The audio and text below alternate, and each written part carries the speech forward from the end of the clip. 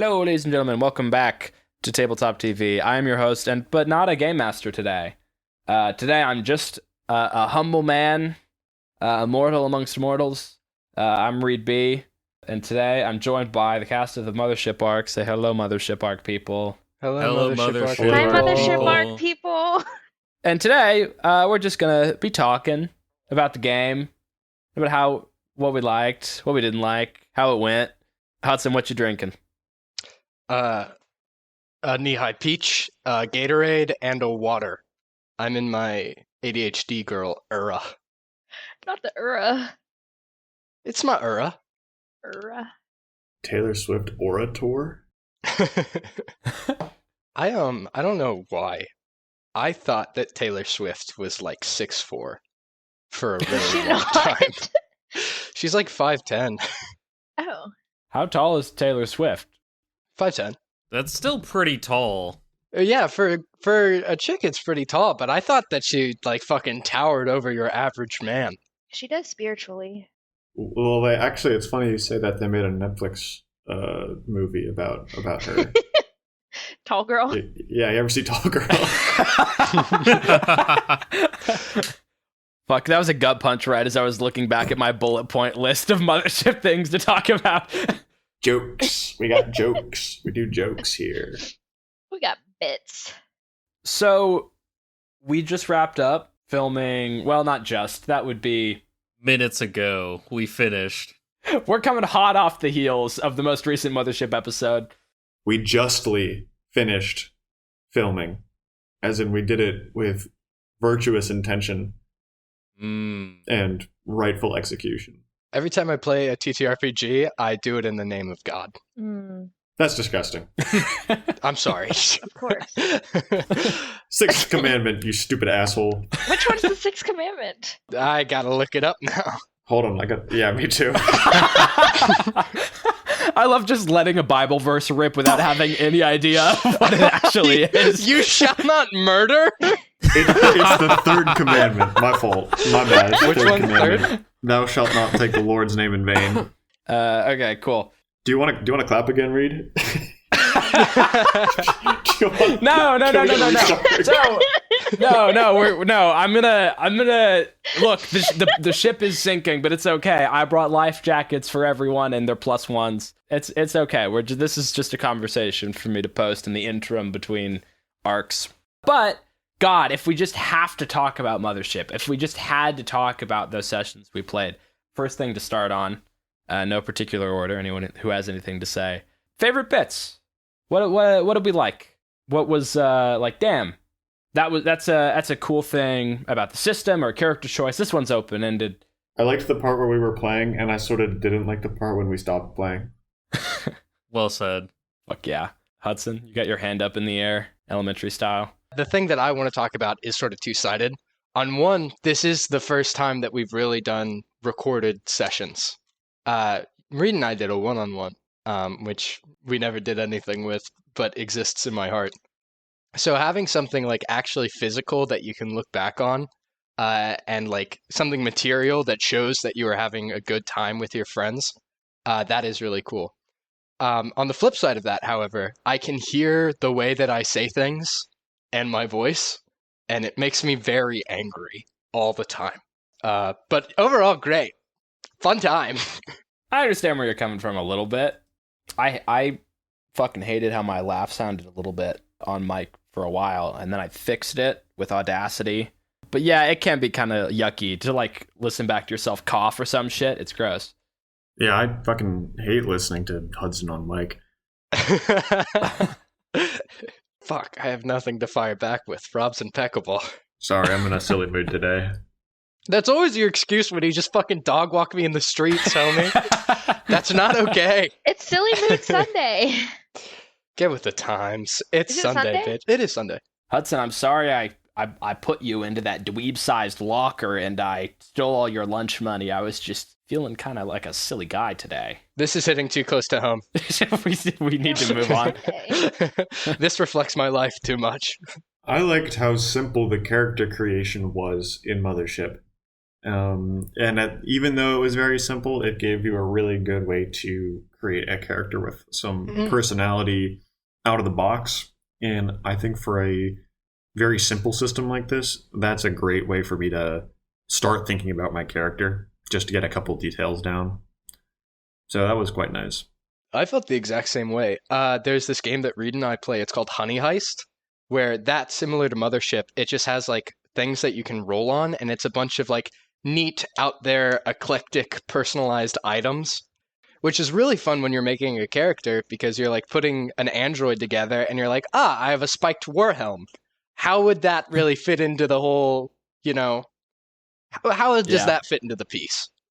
I hadn't thought about that. Mothership is a little bit the Honey Heist of sci-fi horror in a positive way. Very, very minimalist, but it does a lot with a couple tables and a dream.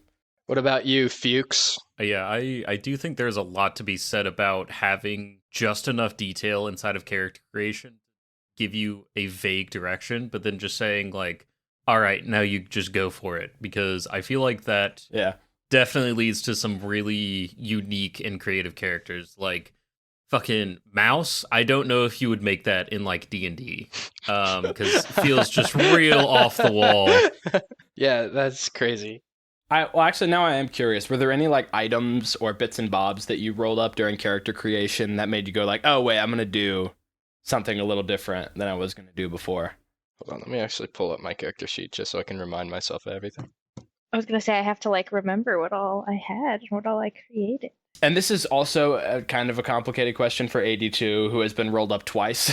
Yeah, I was gonna say I kind of started easily. We did a session 0 that we didn't record just to get used to the system, and I did play 82 during that and kind of fell in love with her. So I was like, she's coming back for sure. I think she did get rolled up a little bit differently this time, but yeah, I quite enjoyed the system. It did not play a factor in Mouse at all. Because I changed his patch in like my narration of him. But originally the game gave me a patch that said allergic to bullshit medical style patch, which I thought was very funny. That's pretty sweet. Mothership has a fucking awesome sense of humor. The books are a great read. The player's handbook is just all the information a player would need and nothing else. And the warden's handbook is some of the best advice on how to run horror that's out there. And honestly, pivoting a little bit into the next thing I wanted to talk about, I definitely did not run this game 100% correct during a couple moments. And I just want that on the record that I am cognizant that there were a couple moments where I went back and I checked the rulebook after we finished the session and I went, gah. I should have done combat slightly differently. Do you have any examples of that you like know off the top of your head? I got called out on getting the minutes wrong on the radiation pills. Which was kind of a minor thing. But I also feel like I paced combat a little weird, I feel. It didn't end up fucking with anything too heavy, but I went back and I read the rule book. And I was really trying to stick us into a rounds format. And I think the game should have been slightly more reactionary and flowy than kind of the 5e round system I tried to slide us into. See. Anybody who's listening to this and correcting the read on the Mothership rules and whatever, in the future, whatever systems we play, if you want to let us know that we're playing wrong, absolutely do so, because this fucking guy, every time he gets the chance, oh, you rolled a stress, oh, you panic, oh, you aged 30 years. I knew he was fucking that up as soon as my character lost a single hit point. Yeah. I thought it was weird he DM'd me that I owed him $200 in iPhone gift cards. I didn't realize that was a rule in Mothership.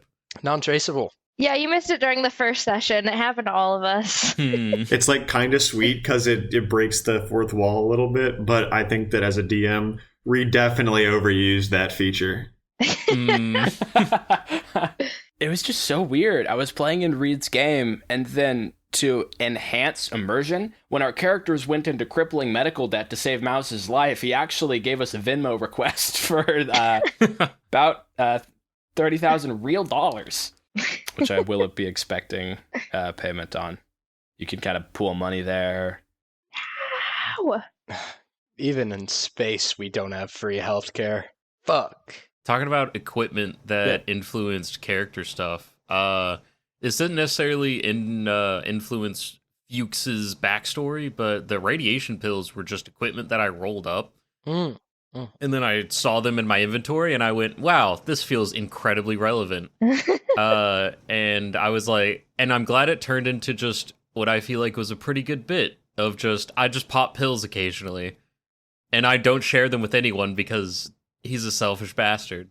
And you have a small fucking seizure every single time you pop one because you're taking a D5 damage for an unexplained reason, just jerking your head back and forth, like veins bulging. I was really hoping I would die from taking the pills, but I kept rolling low on the damage. It takes a very special kind of like, I don't know if it's like will or gall, but to play and roll up a character and with the immediate want of him to die. What's that like, Colton? It's pretty freeing, honestly. I had actually never done that before, but I feel like in every good horror movie, there has to be one person where you want them to die, you know? I think that's a good part of the trope, and so I was like, I'll fill that niche, because I listened to episode 1 of Tabletop TV, hit tabletop broadcasting station, and I realized all the characters were just so lovable and so incredible that why would you want any of them to die? And so I figured I might as well make someone who's just the worst fucking person you've ever encountered in your life. Awesome. And I'm so glad you did, because that's a big thing of Mothership's theming is like, capitalism sucks, and this is a future where not only are there aliens running around, but like honestly the thing you're worried about most of the time isn't the creature, it's like your crippling debt or your paycheck or your terrible boss. It was very fun to have you come on board. And the fact that the company who's in charge of your heir is going to decide that you're not worth keeping alive. Yeah. And I kind of wasn't entirely driving that home in the first session. I had created kind of an entourage of empathetic scientists and like Dr. Shrew, who was in charge of things, who was like, yes, give the android free rights. I installed an air vent in this room so Mouse could just sort of hang out. What do you mean? Yeah, I whenever I DM, I really unconsciously end up like falling asleep at the wheel a little bit and veering towards people being de facto nice instead of being the correct amount of nice they should be for the character I'm playing. So it was very helpful storytelling-wise to have someone kick down the door session 2 and go like, this man with a hole in his neck is taking an extended break. We should see him exterminated. Richard Fuchs was actually inspired by an old manager I had at my first job out of college. What? Oh my god. He wasn't as bad as that, but it was very much I wasn't really a person to him. I was just like a name on a spreadsheet. And he tried to talk to me as if I was a person to him and like, you know, tug on my emotion strings to get me to work harder. And I was like, I don't even talk to you like once a month. And you're just like... And then it was also crazy. Like a monster showed up and he just would not share his pills with anybody. I know. He just kept popping pills. And then he got eaten by a monkey fish. Rip that boss. With I gotta say, this is maybe terrible because it's the people listening can't see it. The picture that Reed posted of Fiji in its final form, she's got some big naturals. Jesus Christ. Now I gotta go back and look at it. She kind of she kind of does. Subscribe on Patreon. You can check out some big naturals. Big creepy eldritch naturals. Let's go. This feels like maybe a good time to veer into Fiji. Yeah. I'm veering into Fiji. Yeah. Can I get a let's go from the chat? Let's go. Smash F if you'd smash that fish. Send me $5. What? Send Borb $5 and fuck that fish. So Fiji, as a creature, was kind of thought up pre-Mothership being a thing that was going to happen. When I was, I think I was visiting the Harvard Museum of Natural Science when I was in the area, and I was next to Harvard, and I was like, well, I guess I'll see what all those snobs are up to. And there's a real display there of the Fiji mermaid. You know how there were like unicorn hunts back in medieval times, and there were kings who were like, get me a fucking guy who finds me a unicorn, I'll give him $1 billion if he can get me the horn of the unicorn. A similar thing happened briefly with mermaids, and there was a little bounty put out, and I think like feudal Japan or some shit. Maybe it was more recent than that, but it was in Japan. Some big authority figure said like, hey, if you fish up a mermaid and give me the body, I'll pay you like a shit ton of money. And so there was a Japanese craftsman who would just sew baby monkey upper bodies onto fish lower bodies. Oh. And then cover them in like a little paper mache and a little plaster to make it look like one thing. And it looks horrifying. It looks fucking horrific. If you look up the Fiji mermaid, it'll come up. But basically he pawned this off as a real mermaid and made a shitload of cash and then just disappeared. Based. Good for him.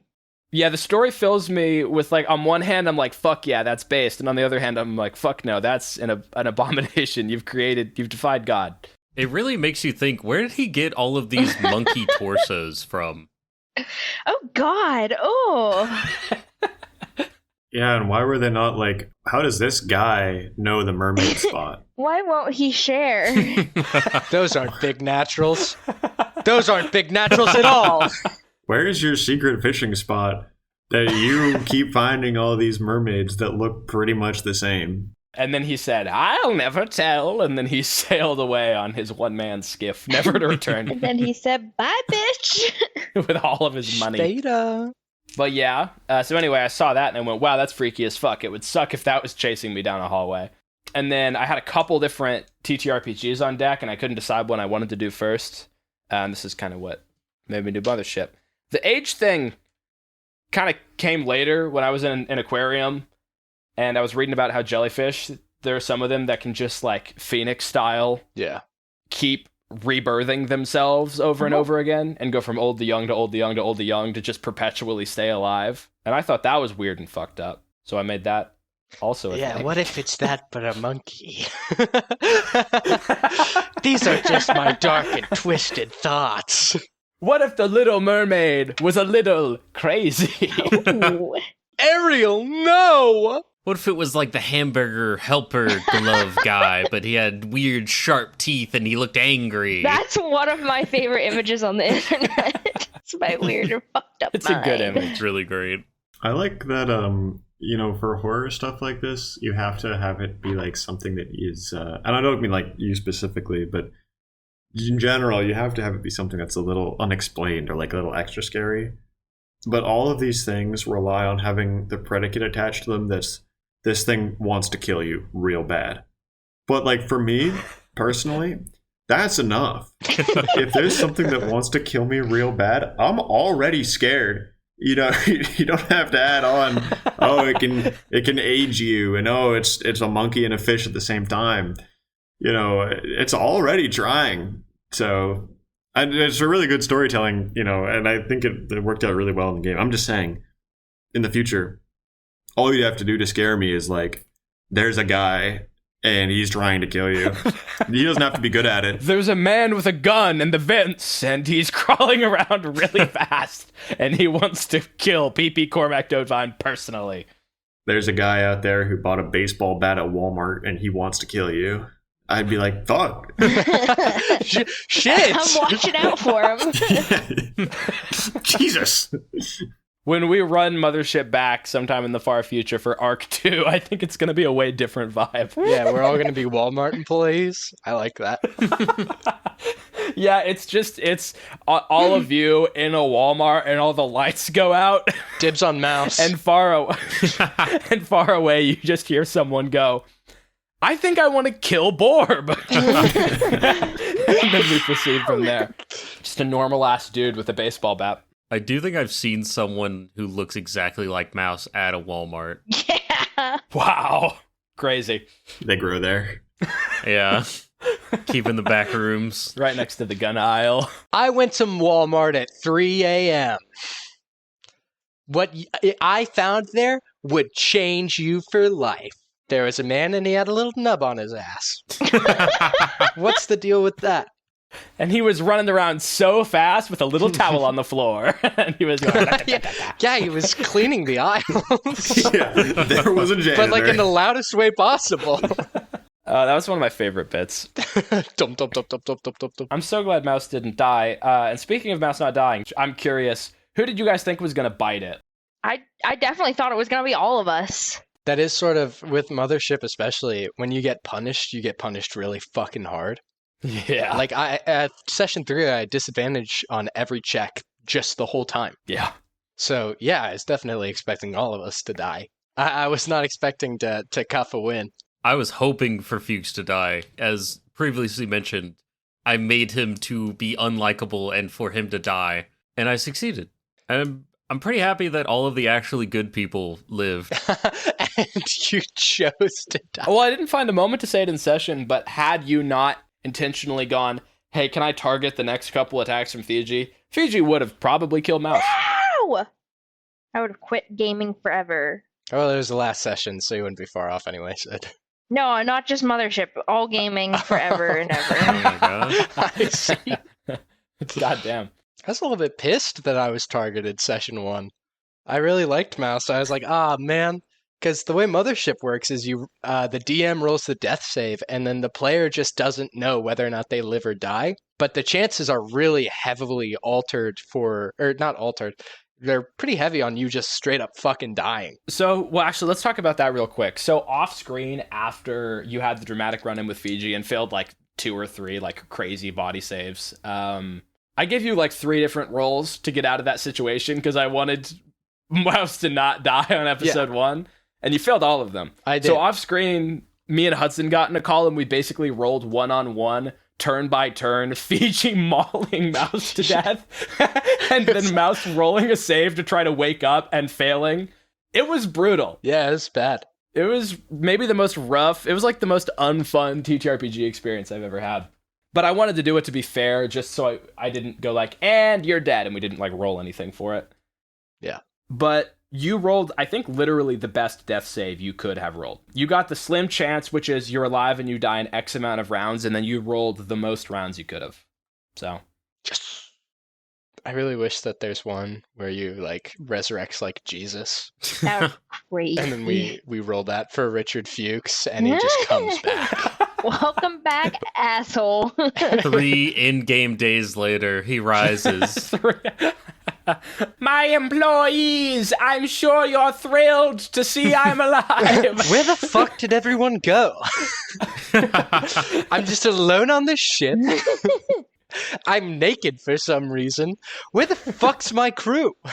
No one's at their workstations. Just in the husk of a dried up Fiji. I am glad that you ended up dying. I think I said Thanks, it during Reed. the session. If you had survived all of the chaos, just to fulfill your player fantasy, I did have like a confrontation with a PTech CEO prepared where you would get back and this like big boss at Parent Technologies was going to go like, the truth is the game is rigged from the start. And you were going to get like shot in the back of the head. Nano machines, son. For trying to leak all of that like Fiji data and going around in all those databases. Nice. Which also, by the way, I was very proud of the bit of all of the P-Tech employees having incredibly suggestive names. I don't know if it actually It was ended up. pretty good. I liked it Great, a lot. but- Yeah.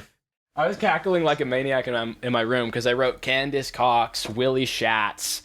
I think I had 2 others I didn't use, which were I'll pull them up now. I'm a big fan of Shats because of all of the, like, you know, Let's get an in-depth conversation about Schatz going. there are almost infinitely many sex names that have been generated, like, since the dawn of time, you know. But Shats, I like a poop name thrown in with all the sex names. I think it really freshens it up. It's like, what's going to happen next? The other one I didn't get to use was Hugh G. Rection. That's a good one.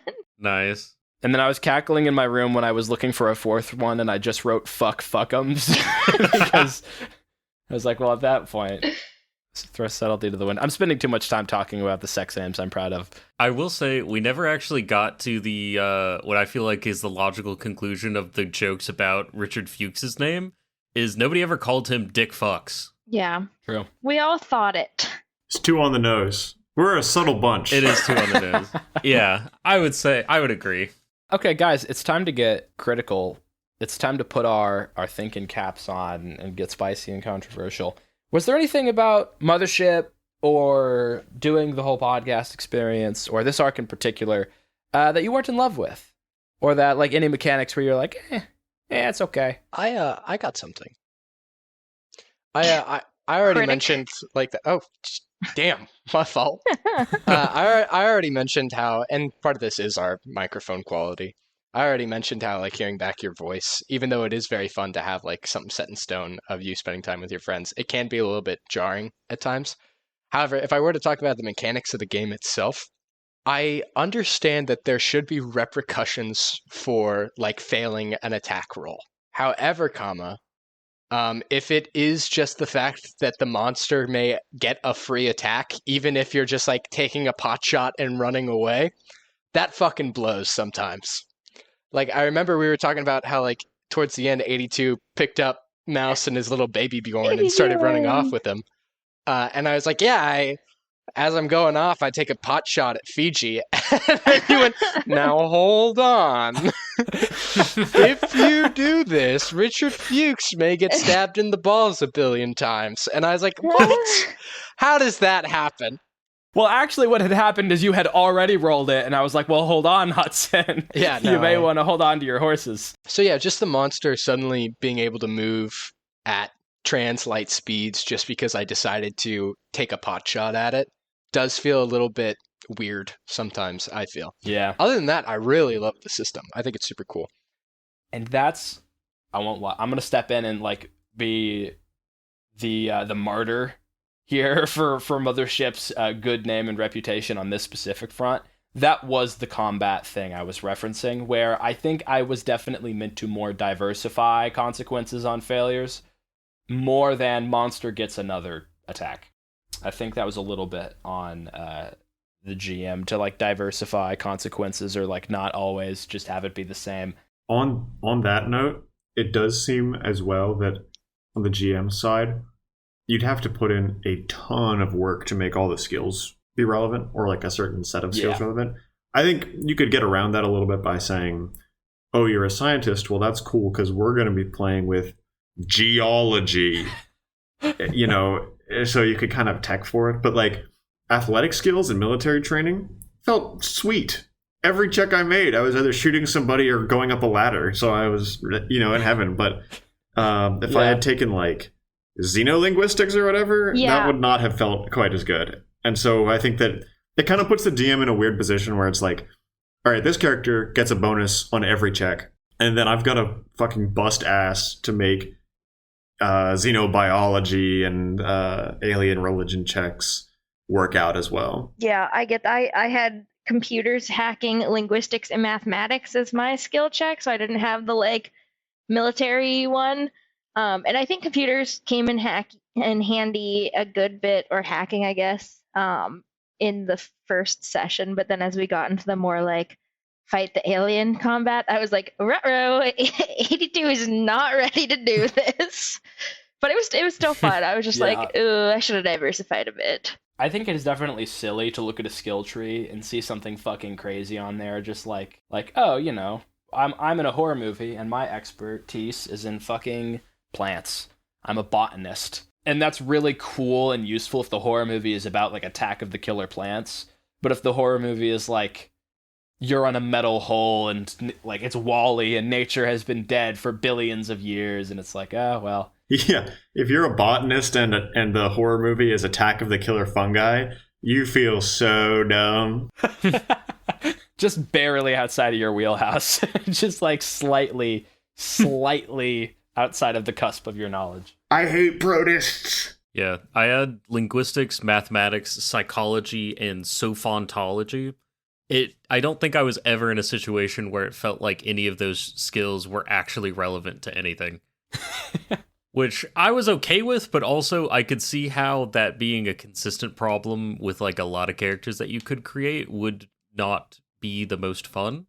But I do also think that might be like part of that is probably a consistent problem with a lot of different TTRPGs. Like it's definitely a thing I've noticed in D&D where like stealth and perception, you kind of just always want to be good at those because there's usually almost always situations where you're gonna want to be sneaking, you're gonna want to notice things. But then like, you know, animal handling. How many times do you want to try and calm a horse down other than like level 1? I cannot name the last time I've made a religion check in D&D. It's been a second. Yeah. You don't have your character say your prayers every night on screen. Well, I also don't play clerics and paladins that often, so maybe that's part of it. But no, I always make my DM listen to me say an entire Hail Mary at the end of every in-game day. Pray the rosary for method acting. Yeah. Recite all 10 commandments. God, that would be terrible in a podcast episode because we have a limited time frame too, and you're going, no. I need 25 minutes of DM, runtime. please. DM, it's for my character. It's for my character. And I need you to fucking edit it too. I want you to make me sound good. And I'm gonna do it with reverence. So I gotta really get in the zone for it. Anything else about Mothership that was like, eh?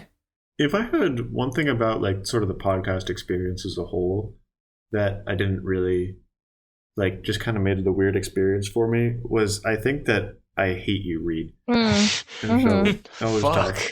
That made it kind of a weird, you know, online virtual gameplay experience. Not only Reed, but if I could just add, I actually hate everyone that we played with.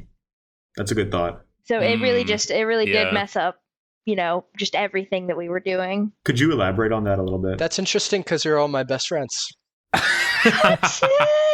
Stop. God, fuck this guy. That's interesting because I cherish you all. Borb, I thought it was weird that you were butt-ass naked on camera this entire time. While we had our cameras on and we were playing the game. I gotta let the energy flow, man. Oh, guys, it's important. Trust me. I guess, you know, to your point, I didn't have to have my webcam pointed at my dick and balls. Next time, I'm gonna set it up a little different so you can see my face. Mouse was being mauled to death in that air vent, and you were helicoptering, and it was just really distracting for me as someone who was trying to narrate the scene.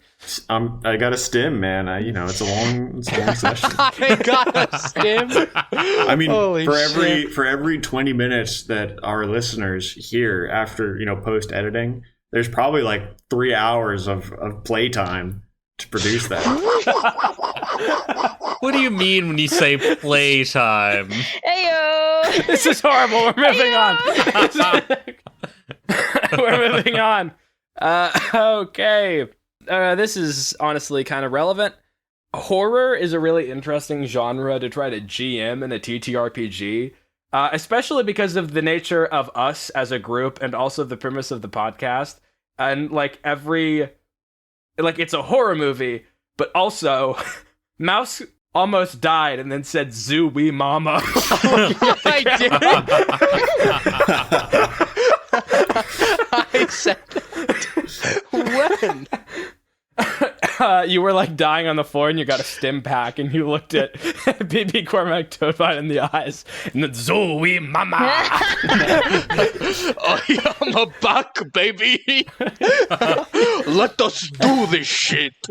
And I also just think it was an interesting curveball because the way I GM, I really like to go like fast, cut to the exciting part, get to the meaty bits. I'm not a big investigation campaign GM, usually. So it was interesting because Mothership and horror, it feels like you have to have a lull, and then a spike, and then a simmer, and then the monster reappears. And then like, It was a very different pacing than I'm used to running. I am going to be a martyr for you in this moment and say, our attempted investigations did often include putting pieces of cake in a fishbowl, tapping the glass, and making scary faces. Hey, she was doing her best. Leave 82 alone. well, I guess you're an android, not a scientist, but I think you are one of the smarter people. No, she was definitely a scientist also. Look, 82 did great. I don't think I investigated a single thing. I shot pirates in the mess hall, and then I yelled at Mouse, and then I shot pirates in the mess hall again.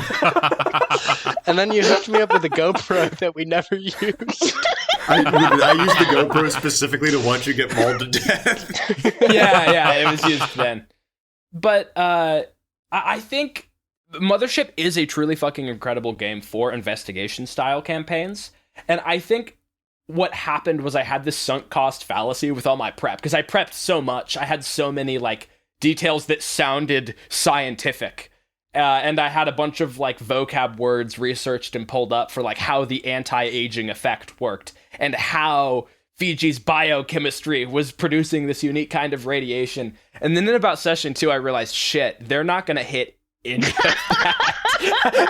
Shit, they actually don't care for some reason, even though they should. That's not even a bad thing. That was just me, like, in the very last session, I was like, and there's an anti-serum. You need to go get it, and here's a whole website, and fuck. I think I should have been running more of a shoot 'em up than an investigation, honestly.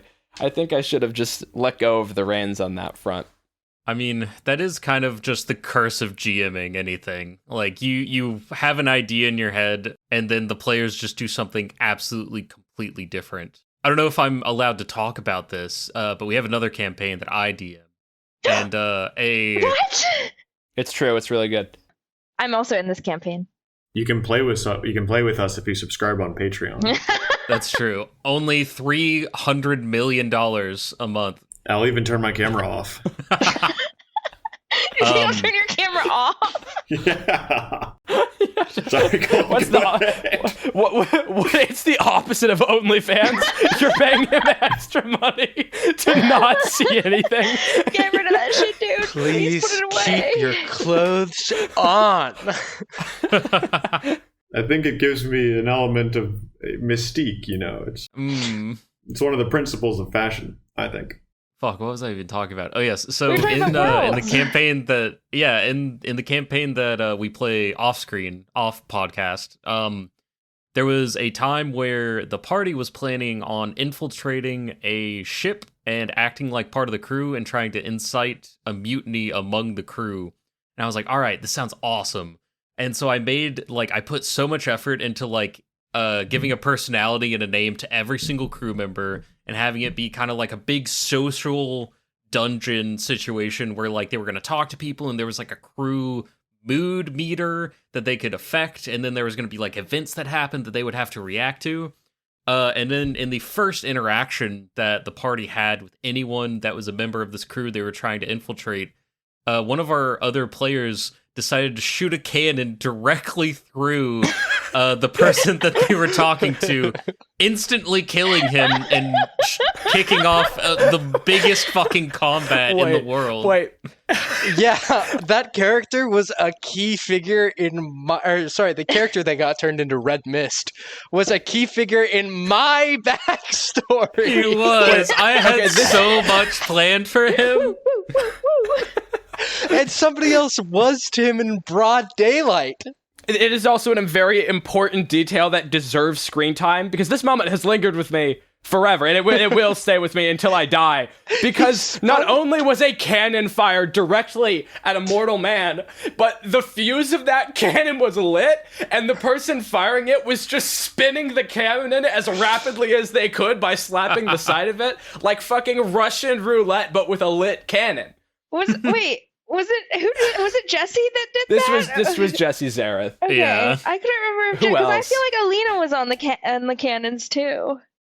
I think you had the cannon and he stepped in and was like, I got this. Oh yeah, he was like, allow me, shoot this guy. This will make me closer to God. Okay, we're going off the rails. This isn't kind of. You're absolutely right, Colton, and I think that there's you don't really want to railroad your players too much, because at a certain point you get to a point where you're like, okay, and now you guys say this, and that allows me to reveal this part that I wrote, which is really cool. But every TTRPG player that I've ever met. You know, there are some really good people online, I suppose, but we're just dumb.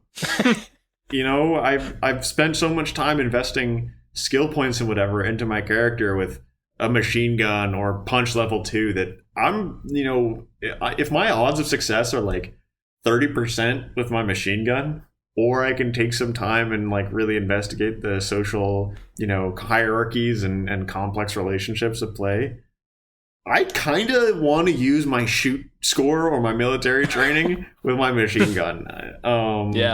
It's just so hard to get a player to be like, oh, I need to remember all of the shit I learned in organic chemistry 2 and try to beat out the radiation that Fiji's giving off. It's hard out here, but at the end of the day, it's so worth it because it's so goddamn fun.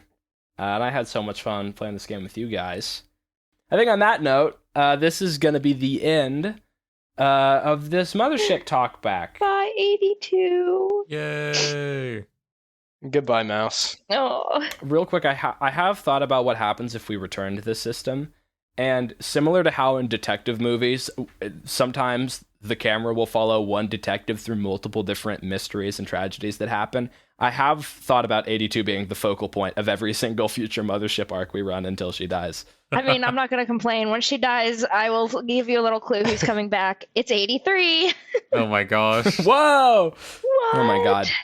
If we ever make it to 82 episodes, we will hold a dedicated one-shot. We'll all be 82.